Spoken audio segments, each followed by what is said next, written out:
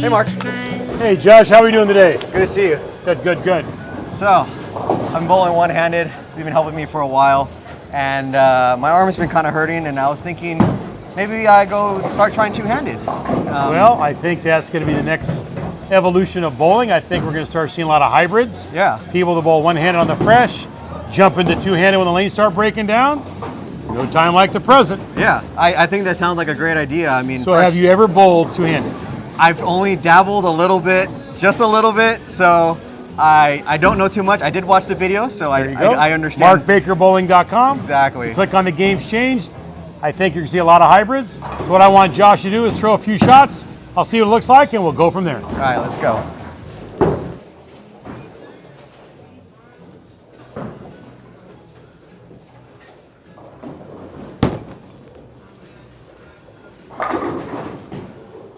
Beginner's luck. Let's see you do it again. I won't do it again, I promise. Let's do it again. I said before, you don't get in the Hall of Fame through an occasional one-bagger. Yeah, yeah. Another one. But that was a good start. That was a good start.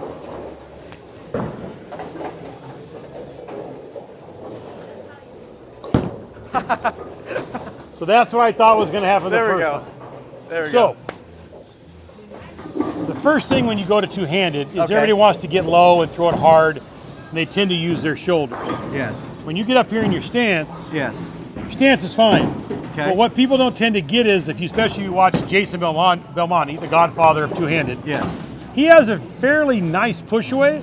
So what you're doing is just dropping it. That makes you pull it back with your shoulders and throw it with your shoulders. Okay. We got to get a little swing, stay tall.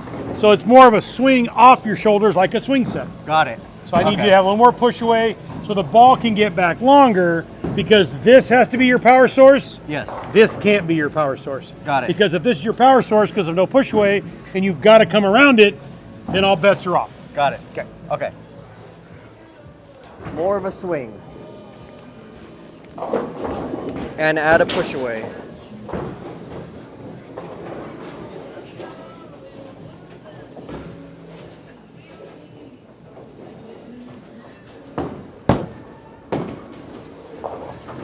That was actually really good. That was better. Now, is anybody getting good at any sport?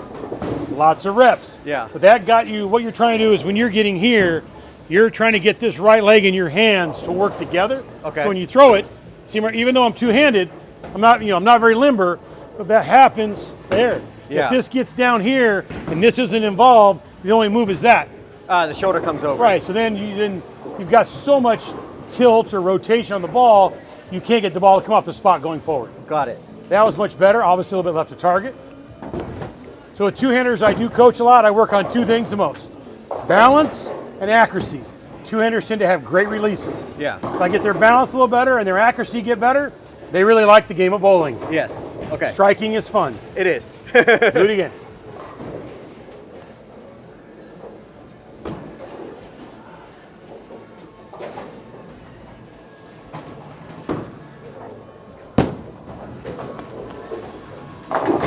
Excellent. I was trying to make sure to That was push much away. better. Now, being two-handed, you're going to play lanes probably about 5 to 7 farther left than you would one-handed. Got it. That seems to be the number I see the most. The one-handers are playing 12, the two-handers play 17. Okay. And like my son's two-handed, all the kids I coach that are two-handed, have, two juniors come into bowl. The first one's playing 7-8. The two-hander tends to play 13-14. Got it. Just that much, 30 to 40% higher rev rate, a little more forward roll, their balls hook a little more. Got it.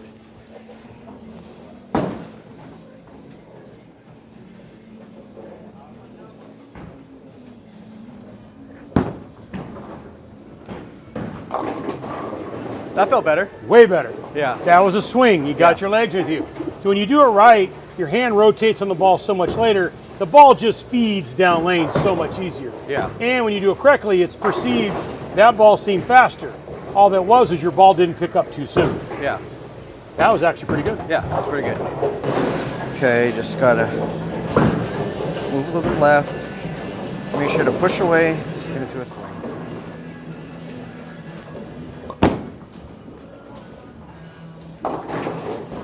I think I came around it on that one. Went around it. Yeah. But you're starting to get your body ahead of your swing, so now you're not missing left. Got it. That's the most common miss I see with two-handers that first start out, because their timing gets a little early. Yeah. They put a lot of shoulder in it. The ball's online and it duck hooks, mishap and left.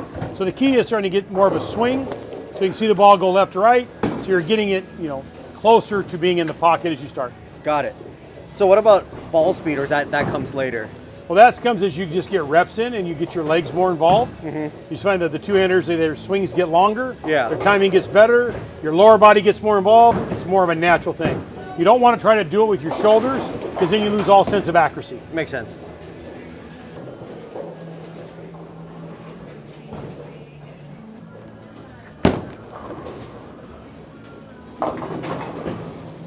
That probably That felt pretty suggests if you started becoming a two-hander to bowl on house shots, not sports shots. Yeah. First thing you do, because you want to see some positive. Yeah. You want, hey, that felt pretty good. You want to see it hit the pocket. Yeah. Obviously, is once you get to 190, 200 as a two-hander, jumping over to flatter patterns will be a good way to do it. Yeah. Starting on the flatter patterns, good way to get frustrated, because that was a pretty good shot. Yeah. It's a challenge pattern, so make me work a little bit.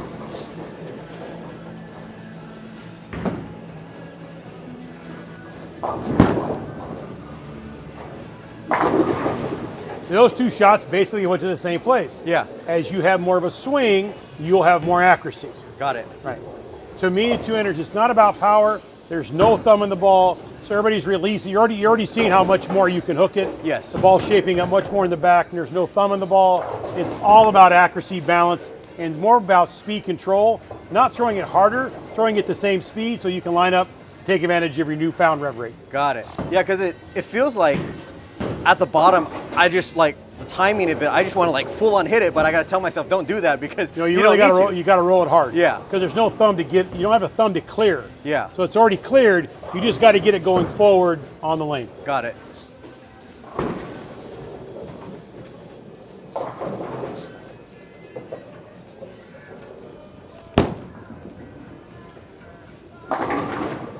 We got another convert. That was pretty Too good. far right, stone 9. Yeah, that was pretty good.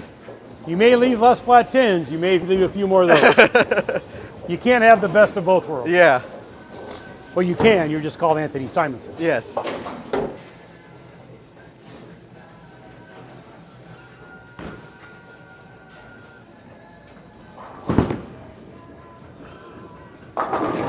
You'll notice Oh, I that missed one it had no right. push weight. Yeah. So that's when you get to the bottom of your swing, then your shoulders had to go up and left. That's your why I went that breastplate way. was facing here. Your hands threw it over there. So 2, the consistency of your release went away. More importantly, your accuracy went away, Got it. So a lot of it's controlled by the shoulder, or lack thereof. or lack thereof. So it's more of a swing, like a swing set. Yes. Correct.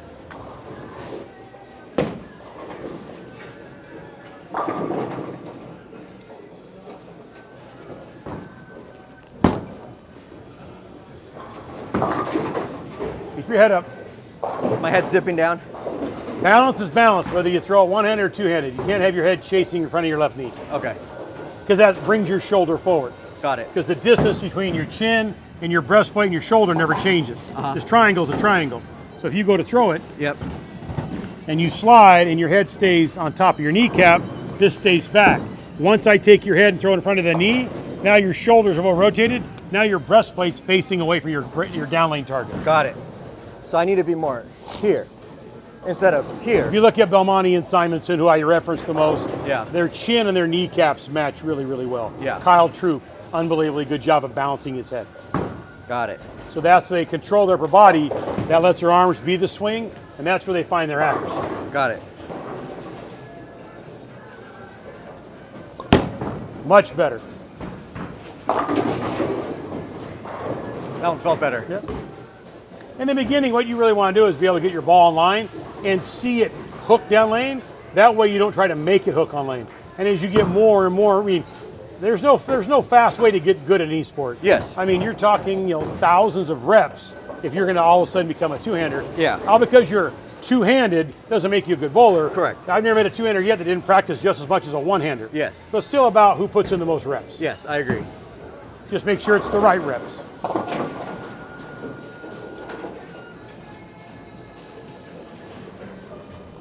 That was your best balance yet. Getting a little too far right, but that was way better. Yeah. Now it's Open up my feeding angles. left to right, and it's reading the back end every time.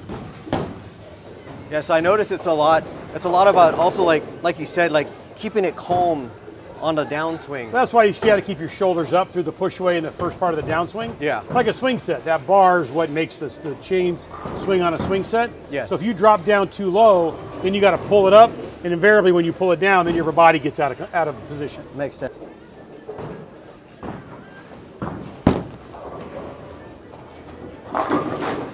You only, That you only need about 3 or 4 of those a day to get you to come back and try it again. That felt pretty good. Yeah, as long as That was by far the best timing, best balance, and the best accuracy. Everybody wants to see the shape. I get it. That's the fun part of it. Yes. Makes sense completely. That ball got to the right spot. It rolled through the pins the correct way, and that's why you're seeing such a big upswell in the two-handers. Because when you do it right, It's fun. Chicks dig the long ball. Not any difference who can hook it the most. I mean, they were right back in the day. That's true. Oh, I missed right. And that's why you don't quit your day job. Yep. See, as soon as you throw a good one, the next one you're trying to throw it good by getting it here, so there was no push away involved. There wasn't that really smooth swing, so you didn't get loaded as well, and you saw that the ball went to when the right. two-handers do it right, it's really good. When two-handers do it wrong, it's really bad. So they have a much higher ceiling, but they also have a much lower floor. Yeah. So if you're going to be a two-hander and you're adult, if you like going to Vegas and rolling the dice, two-handed may be the way to bowl. There you go. If you're very, very conservative, I do like you may want to craps. stay with one. Thanks for watching. If you enjoyed this video and want to see more, don't forget to subscribe to my channel so you won't miss out on part 2. Huge shout outs to Mark Baker for always helping me with my game. And if you want to take that next step in your bowling game, for more information and you want to learn more about Mark Baker, such as coaching and the latest video, the Games Changed video series, be sure to check the link in the description below. Thanks for watching part 1, and I hope you guys enjoyed it. Don't forget to subscribe, hit that notification bell so you won't miss out on part 2. See you there.